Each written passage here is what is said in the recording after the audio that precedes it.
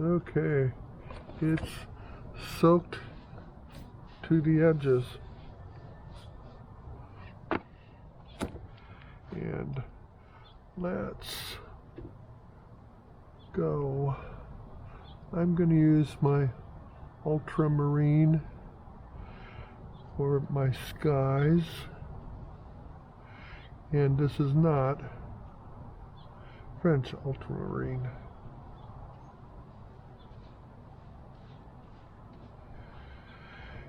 And this is just beautiful paper. Especially by comparison to American papers. At least, I don't know, when the U.S. is going to start making a good paper. So there's my sky. We'll let that dry a little. Let's go to the beach. Oh, let me wash my brush here.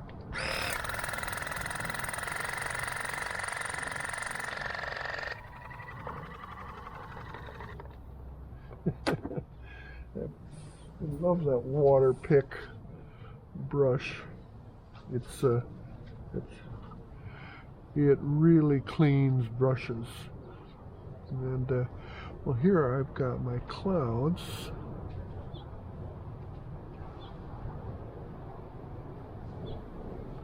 And I guess that brush could have been drier.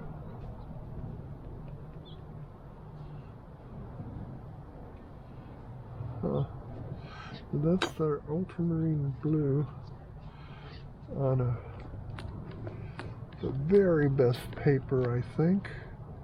And there's my cloud, one cloud.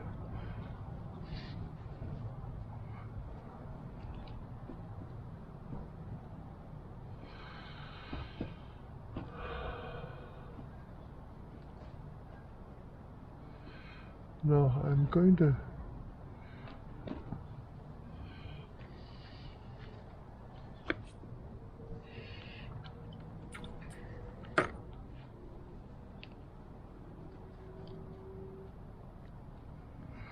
do some lifting with my mop brush.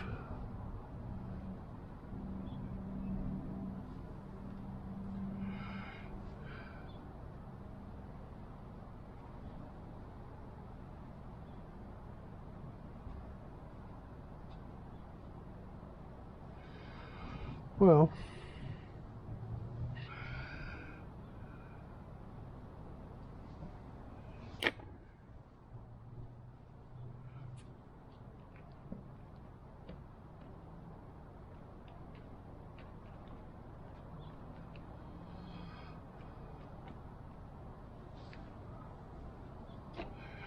might want to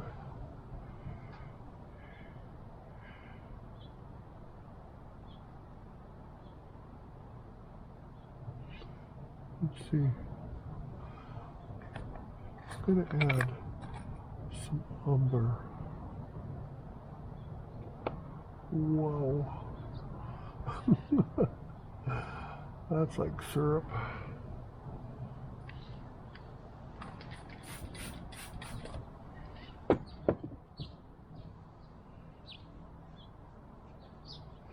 Still like syrup. I think this is the batch where I added honey so that I could draw ants if I wanted. And that's still, this is a heavy pigment. Heavy.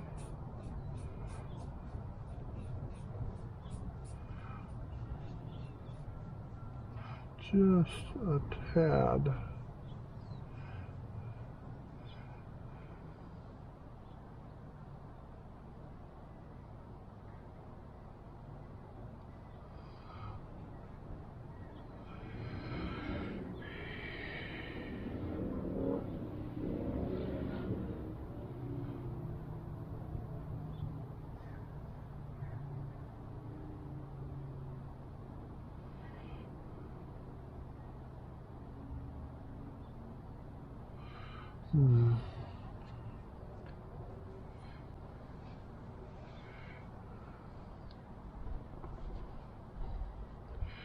Now, my paper toweling has quite a bit of texture to it,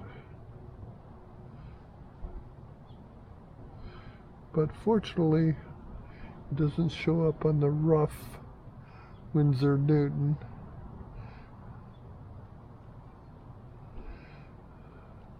And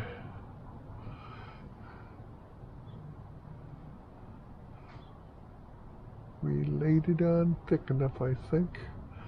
I believe, though, that I want a little bit lighter. So as you can see, I'm lifting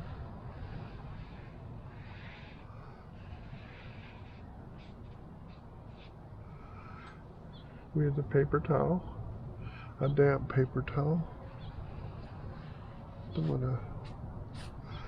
And so that's more like what I want. Yeah, anyway, well, those pigments are rather odd on the rough. I perhaps could augment this.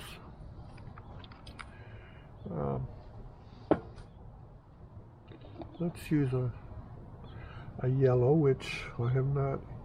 This is a Daniel Smith, and it's a little bit of yellow that I'm going to put in the horizon.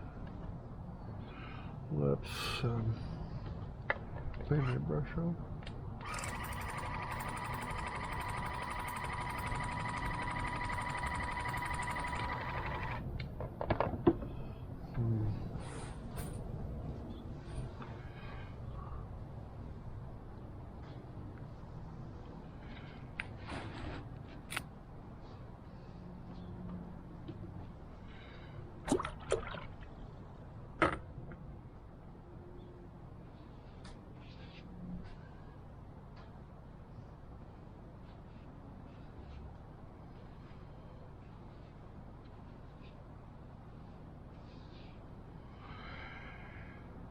And I'm putting yellow on my horizon.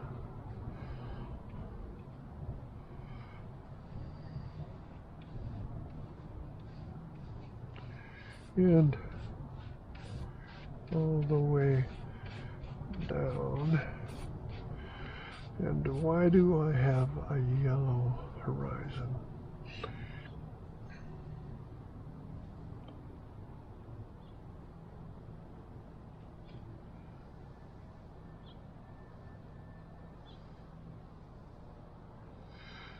Because I want to show a little bit of a reflection there, and going to put in my light source. I'm going to do that.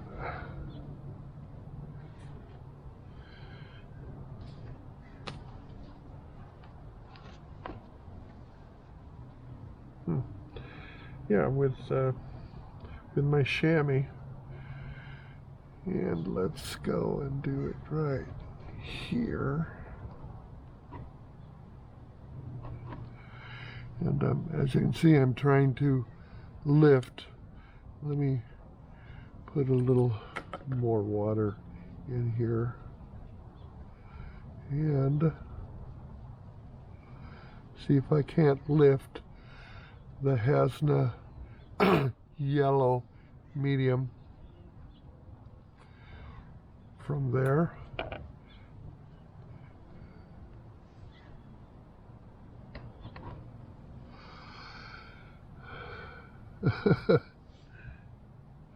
Actually, it almost looks like I can read lettering here.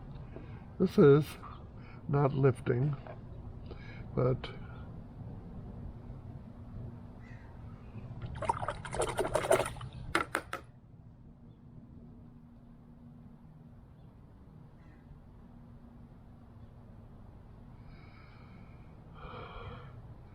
So I guess we have a couple of variables there, but really this is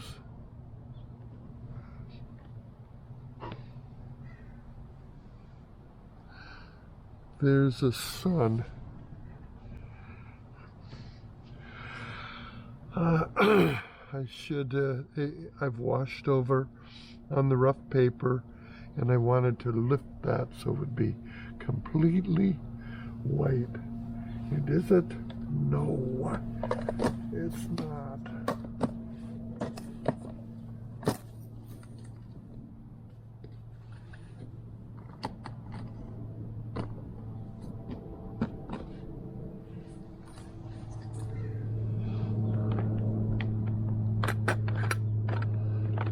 Well,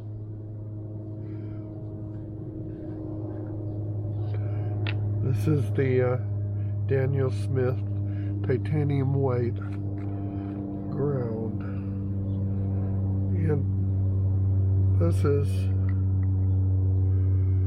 not a traditional watercolor approach. I should have simply left it, but so here we've got Daniel Smith white ground.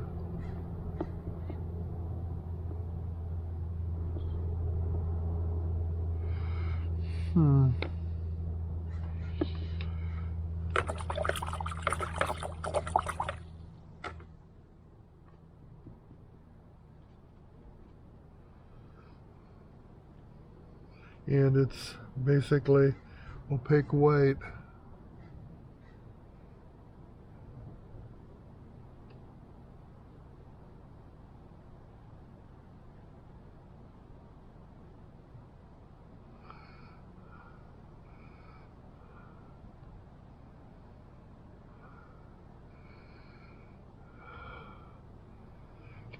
And that is not the effect I wanted. Boy, just using opaque and put the riggers in with opaque white or with chalk. It's not traditional or Victorian watercolor. That is just ugly. So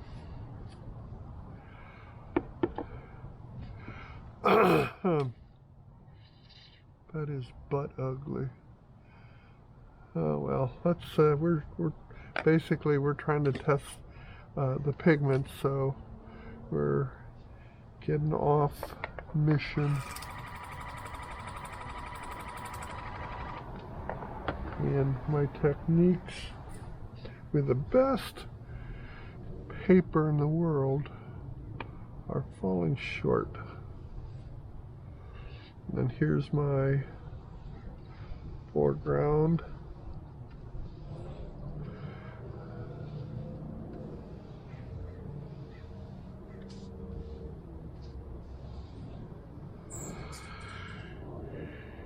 And beach.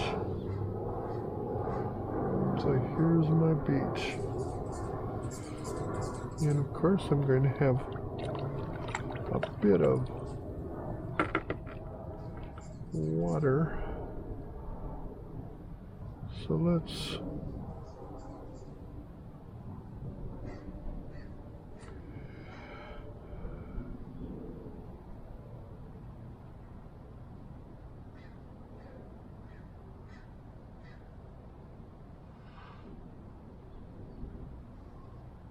I think that's going on wetter than I wanted.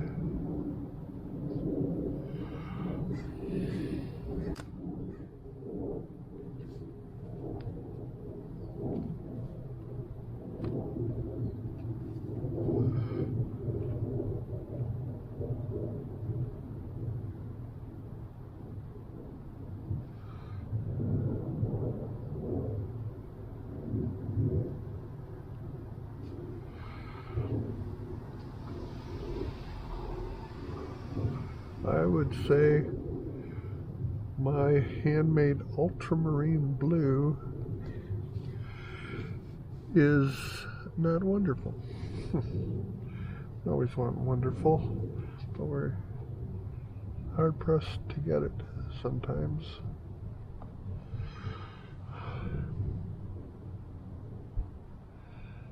That's a shore. This is our beach.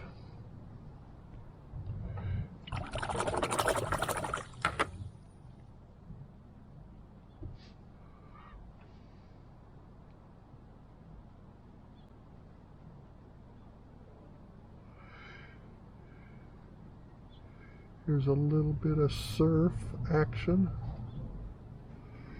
And then our sunset. Here's the line, so let's do a very delicate line.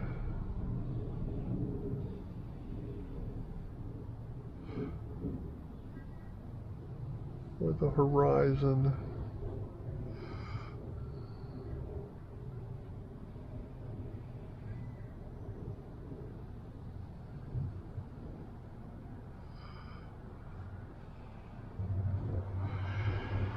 And now, except for the yellow, this is all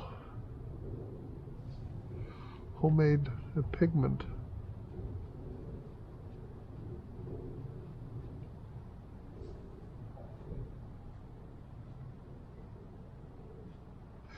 Oh, and then also the Daniel Smith white ground, which probably should be put on dry instead of wet.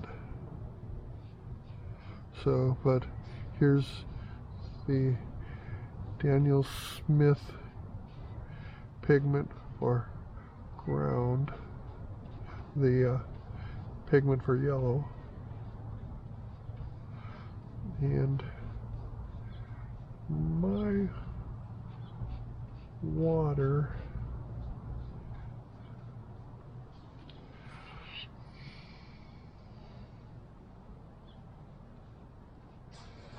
overworking it, let the paint go where it wants to go, and I'm certainly not doing that. I'm directing its flow. And so we get a mediocre watercolor going here, and it's not a test, not a good test for the paper. It may be a good test for the pigments we created, which of course is a principal objective, is to do that. What if I accent my surf? Not happening.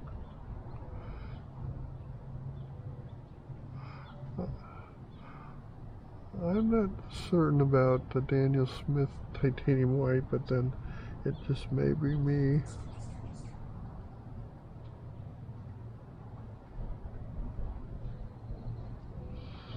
And this is really not a Victorian approach to watercolor. We've got some, basically a gouache for our light source, the sun, the setting sun. And it's not believable.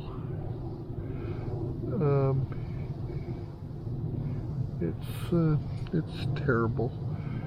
So chalk this up to when I laid down that pigment on this rough paper, it stayed exactly where I put it, and so that means that even as a wash, it was too pigmented, not transparent enough. And I have I don't know how we can recover this painting at all. And I put washes. I didn't leave out the wash for the light source, and I wasn't able on the rough paper to pick it up. So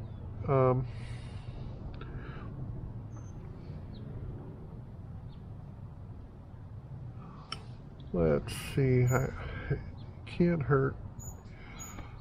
We could wait until this is dry, and then add some foreground features. But I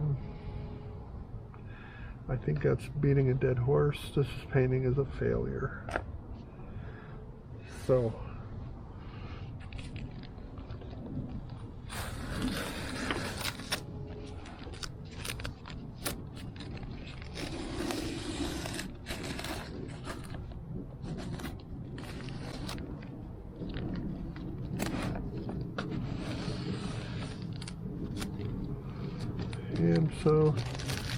I'm going to go into the painting graveyard.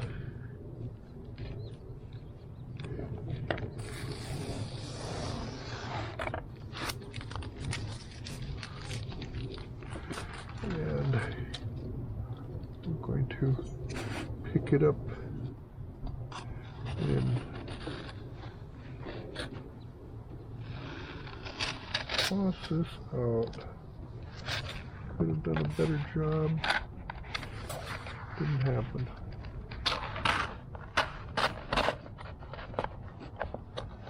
I like these quiet mornings. We don't hear any traffic. It's a Friday morning. Oop. I just realized. Technically, I'm in semi-retirement, but I need to call in, and so let's put this off to the side, and I think we need to do another try. I can feel here though that on my wash, my heavy wash, it actually went through the paper, and now my block is a bit damp, at least on this one right below the other. So we're going to continue this in the test, and I'm going to call in to say I'm still here but in retirement. Good morning, Internet. We are testing the Winsor Newton paper with our pigments. I tested a bit earlier, and I may show you that video in conjunction with this video, or some edited version of that session. But now when I put a heavy wash on the top paper, and then I pulled it off and I want to start again, the block is damp, and so I don't think I want to use it in that condition, but I do want to test the paper, so I'm going to take it off the block. You know, I know they say, well, you probably should stretch anything that's not on a block. And I like blocks, but since I'm not patient enough to wait for this block to dry out, I'm just going to grab a sheet from it and then start painting on it. And since I have it off the block and I don't like to tape it down, I'm going to wet both sides. So here I go. I got my beaver badger brush.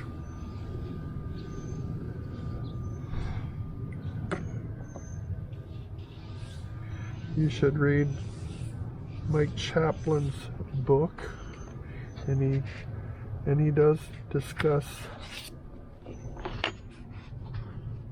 using the badger brush. So since I'm such a disciple of his, I had to get one. And this brush is really bigger than your typical mop brush. So it really gets the paper on there. Now this was the back side. We are continuing to test the paper, the Winsor Newton paper, and we just did a little test by laying out just a small amount of my ultramarine. The ultramarine is pretty potent. So that it's not coming out the way I'd like an ultramarine to work. Now I do have an ultramarine coming, a French ultramarine pigment coming, but I do have the Daniel Smith ultramarine here as well. Now we can see here that this is the ultramarine that I had made, and on the rough paper it's really just sitting there. And I think that's because I'm not using it at an angle. What do you mean, dude?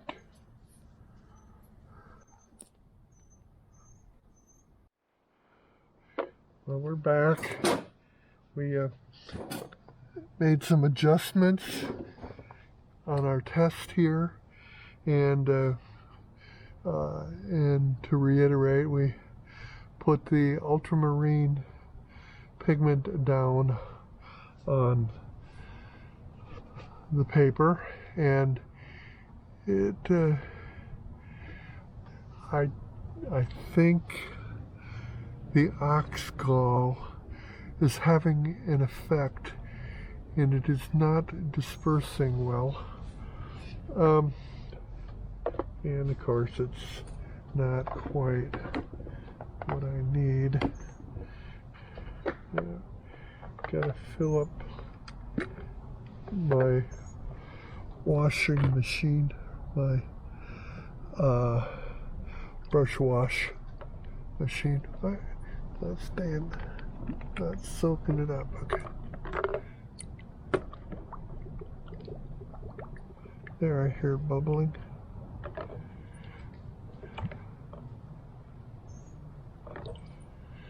Okay, so now my power washer is right there, and I can clean my brush.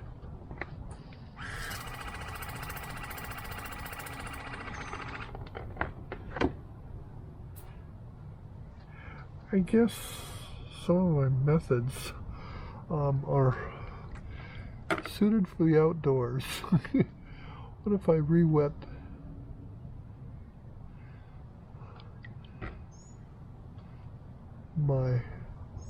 the pigment I laid down?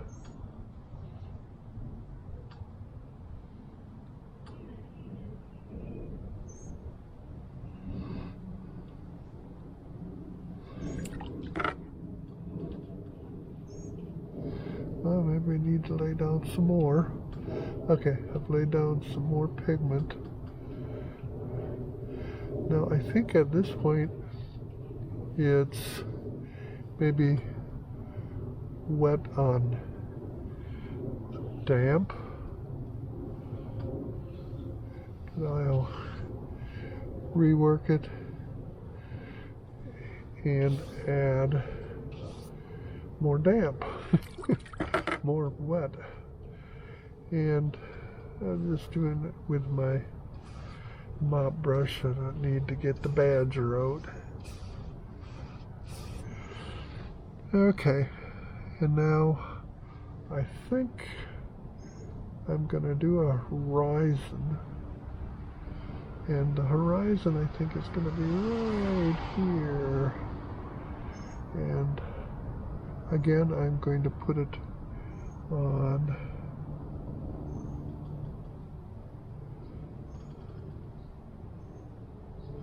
with my ultramarine blue, and you can see we've got action.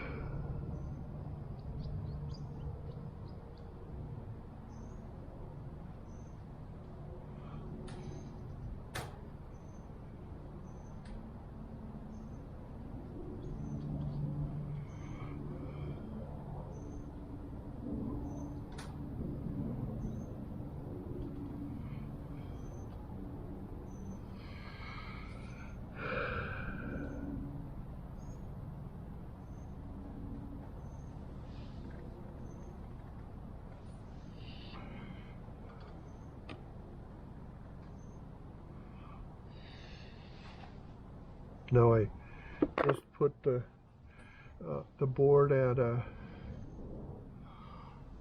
an angle, at about 30-degree angle. I've already, the table itself is 30 degrees, 10 degrees. So I think, and then we add to it this angle, which is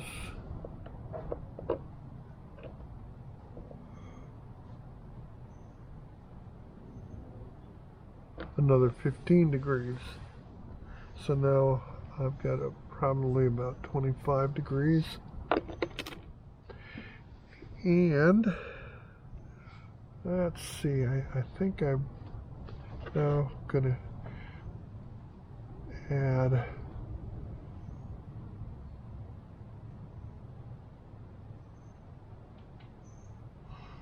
more blue sky.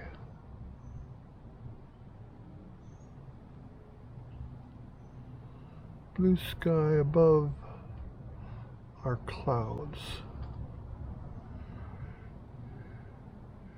And then below, in the distance, we have blue sky.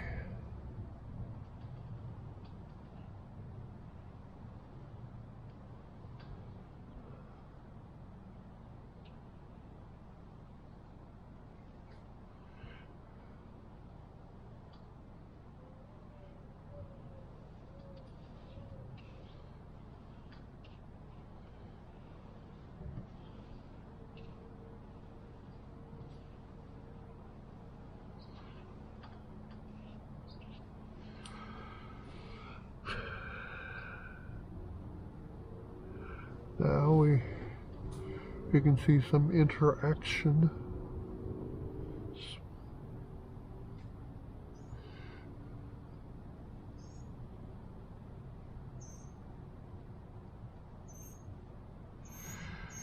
And of course, I'm utilizing painting to the very edge.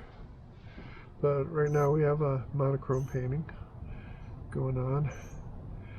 But I think I want to use the capillary action to disperse my ultramarine blue for the ocean.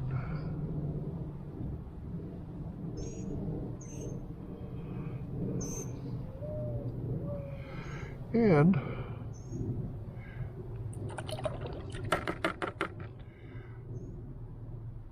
let's now try some light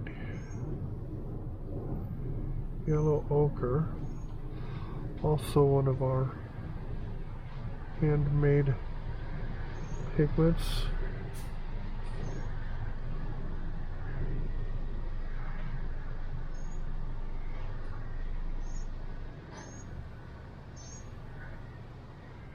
I think we're going to continue this, so I'm going to turn off the camera and we'll be back. Well, I'm back, and we've got a thoroughly wet Winsor & Newton 140-pound that came from a block, and we usually have no humidity, but I believe a storm front is moving in, and we're starting to get some humidity, and so my painting is not drying, and I'm according to the weather, who needs Cupertino? New York, okay, very close. 71 degrees out, and it's cloudy or partly cloudy right now, but I know that it's going to be cloudy tomorrow as well, and I'd seen a long-range forecast that says that a storm front is moving in, so I think our humidity is starting to be higher than usual. So from our last episode, or last clip, which is part of the whole show here, I am having a problem, wait a minute, with this paint drying. And I mean, the cardinal rule is that you either keep it wet and keep working on it when it's wet, or let it completely dry.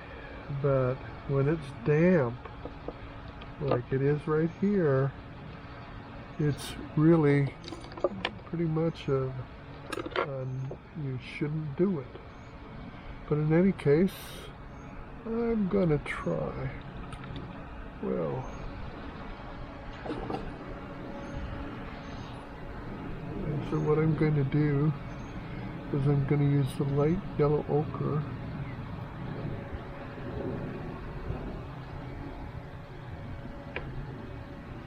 and I'm going to see if I can paint a shoreline in here on damp, which you should never do. So I'm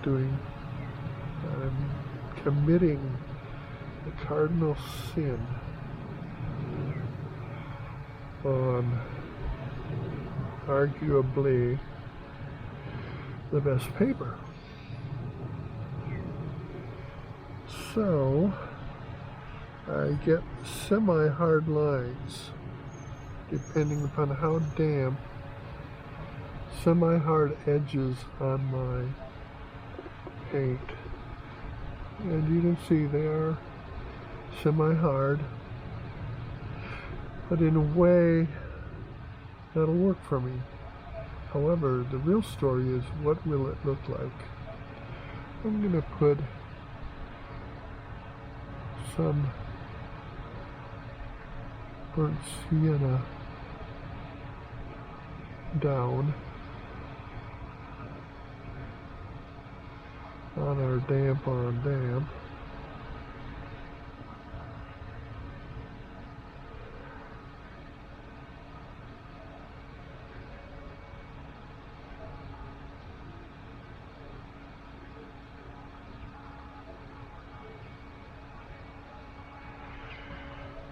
Now with our paint,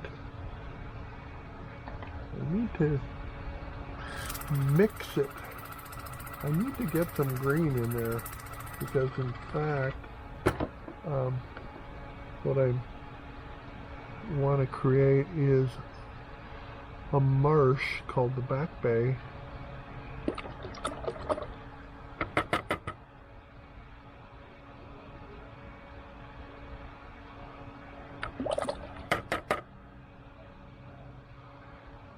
And to do that, I actually need a green, and I have not. I think we're going to have to make some green.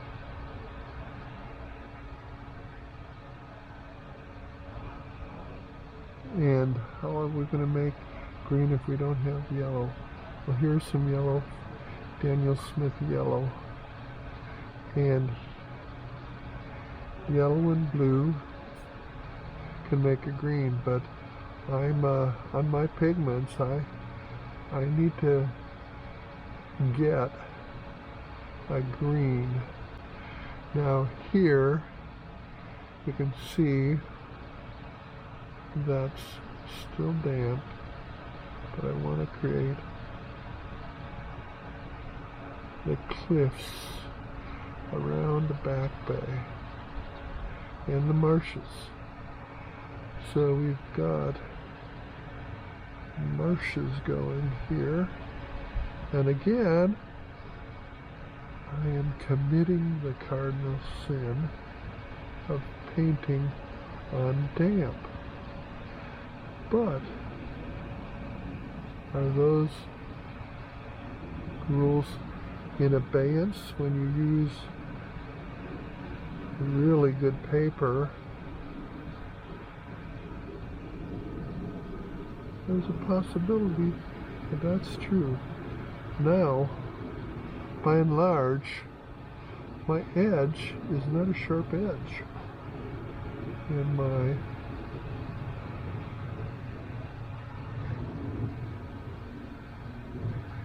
but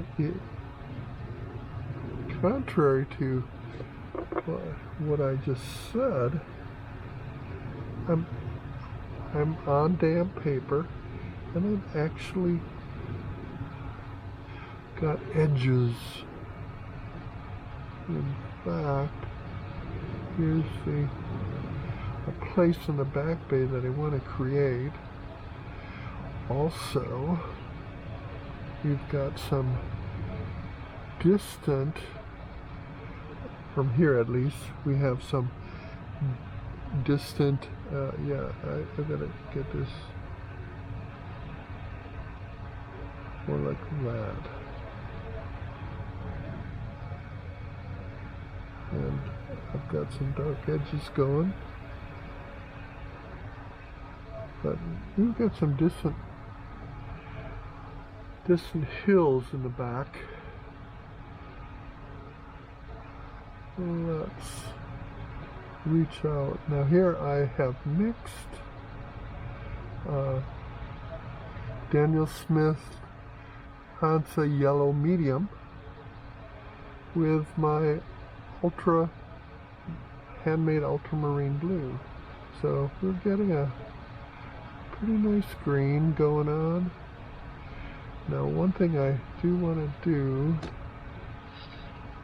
is, we have some white cliffs of the back bay, and they happen right here. So the white cliffs of Newport. I just put my finger right here, which it's all wet, it's not taped down, and it's doing a little curling, but that's would be expected. And how can I wash? Let's see. Come on, tell me I have a scrubber. That's okay.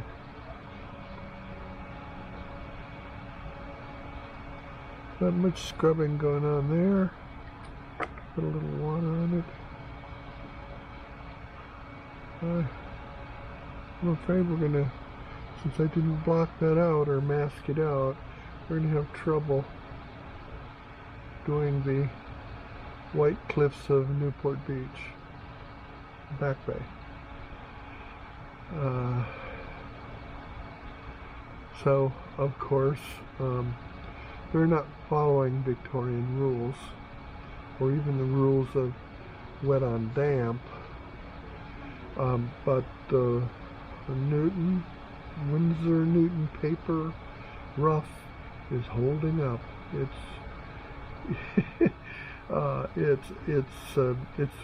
a wonderful paper. I couldn't say enough about it. I want to get some distant, kind of a muddy, faint area beyond here. And actually, that's gonna work. Again, damp on damp. And here we see we've got some of our we've got the Hasna yellow component of the green we made from, and it's an accident that looks wonderful. Usually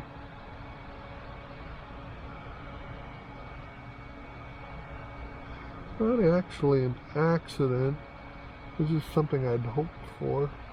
Now here we can't actually see out to the open sea, and this is a peninsula over here, and it's part of it, leads up to the Balboa Peninsula.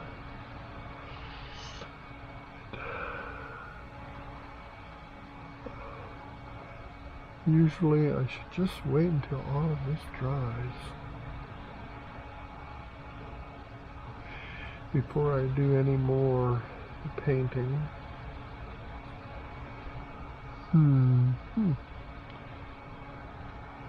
The sky is damp. I'm going to try a rigger. Oh, I can't find a rigger. Okay. There's a rigger, and I'm going to use an umber on the cliffs. And that is really what we see. And then we see, as you can see, we are still getting hard edges, even with damp on damp.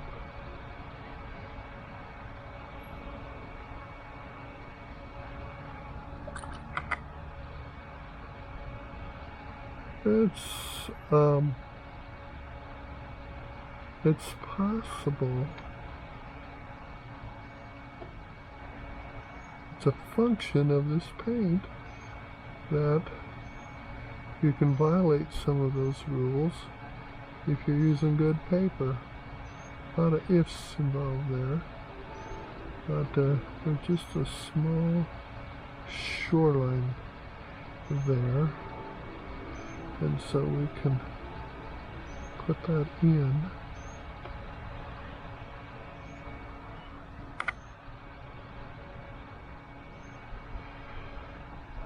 This was the inspiration for this is from a photograph I took while I was bicycling on the Back Bay. Got a nice bike trail there, and I've done several versions of these views. Now we're getting dry, but that's an interesting occurrence. In fact, that's what they say about wet on damp, is that you can have surprises. And yeah, I can see. So the cliffs, I'm re-wetting an area because these cliffs they've got a lot of vegetation that grows on these cliffs, so I could use some of the green that we created.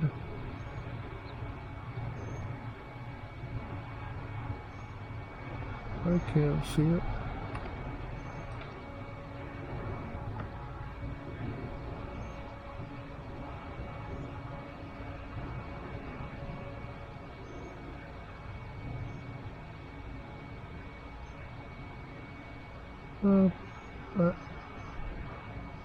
It doesn't bother me about not being able to lift, so that's completely white on those otherwise white cliffs of Newport. No one calls them that. I invented it. But we do have a lot of cliffs, and basically it's a sandstone, and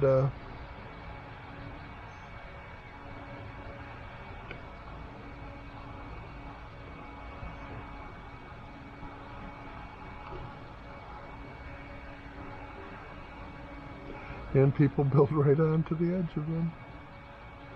So we've got a little burnt sienna, and I'm going to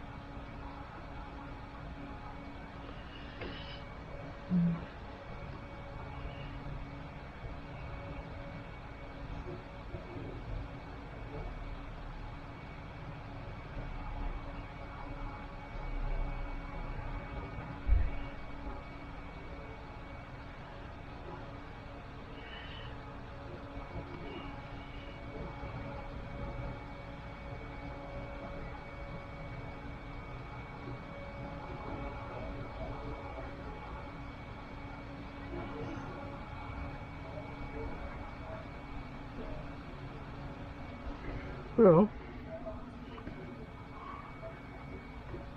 we are painting a lot of what we see up on these cliffs, which is greenery combined with some natural brown. And okay, I think we have a lot done here, but let's really, I wish I could cheat and get a nice green, but to make do with what we have here because of my testing, but I really need to make a green from a natural, and there's hundreds of pigments available from the French pigment vendor. Imagine that, selling dirt for a living, grinding it up and distributing it across the globe. Now, what I could do is re-wet it's damp. I can re-wet these areas and try to get a reflection going.